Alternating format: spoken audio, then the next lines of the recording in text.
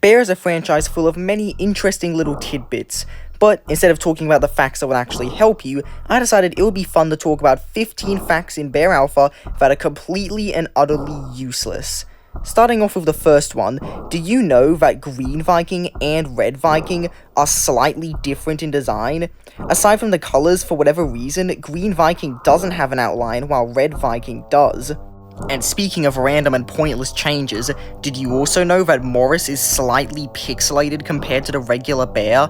I have no idea why this is the case, but if I had to guess, Misto likely downloaded a low quality image since this was the only skin Misto fully made. What's also really odd is that for whatever reason, Apple Bear apparently isn't actually a bear. According to the skin's creator, Apple is actually a barn owl masquerading as a bear, which means technically speaking, this is its own thing entirely.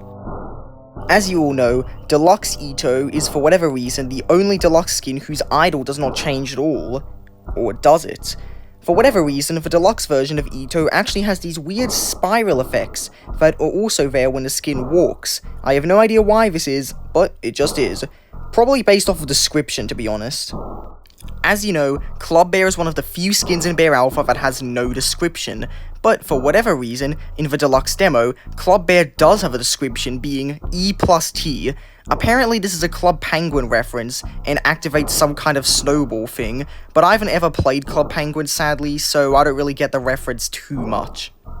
Staying on the topic of the Deluxe demo, as you know, the Deluxe demo added many skins in Bear Alpha, before finally adding them to the main game itself. Except for one. You see, Cheetah did a competition asking which Bear Star skin should be in Bear Alpha, and the skin that won was Desktop Friend. However, despite this, most of the other skins that were runner-ups for winning made it in, while Desktop Friend was the only skin that is in the Deluxe demo, but isn't in Bear Alpha. Most people think this is because the skin has pets, and if I'm being honest, that's probably why, but realistically, the pets could just be substituted for orbs, so again, I don't entirely get the logic. Despite definitely being the most unpopular map in Bear Alpha, do you know that System Crypt is the only map released before 2024 that has never had its layout or puzzles changed? The only time it has ever been changed in any capacity was when Cheetah added this dark guy with a waffle as a hint for what you had to type in the code near Crutonium. Not counting deluxe versions or remakes of pre-existing skins, Bear Alpha has exactly 211 skins in total. If you don't believe me, I have exactly 200 skins and only need 11 more. The only map that has no wire puzzles at all is Lone House, and the only map that has no altars is also Lone House, due to having instead this guy who you have to feed a hot dog. Other maps like Abandoned School have the Beans and Burgers altar, but in the end it's still an altar, so it doesn't exactly count. For a while, there's been this rule in Bear Alpha where any skin more expensive than Hypebeast is limited. However, in Halloween of 2023, Red Nose broke this rule, costing 5,000 quids. For some reason, and this is a very random secret, the Skin in Bear comic book has a rare chance of having a different description when you load into the game. Instead of saying, pow, kaboom, or whatever, it instead changes to, he knows something you don't.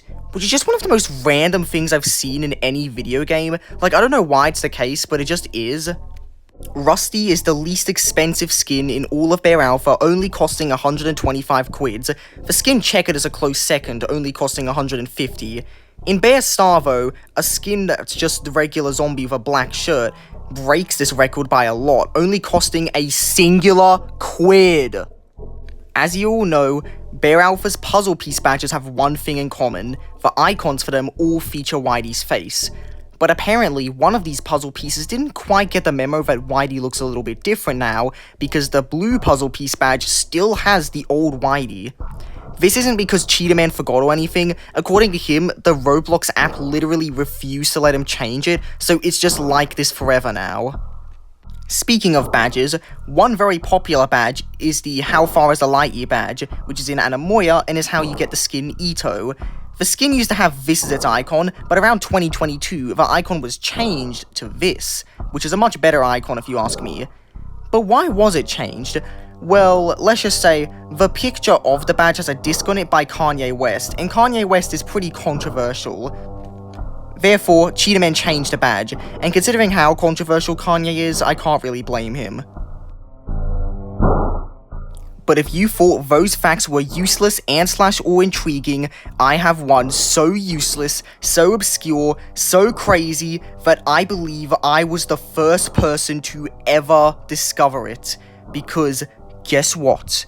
The very first platform in the obby for quids is a slightly darker shade of grey than every other tile in the obby.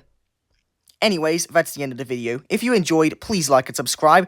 We're getting closer to the Halloween 2025 event, and I am really excited to make videos on it.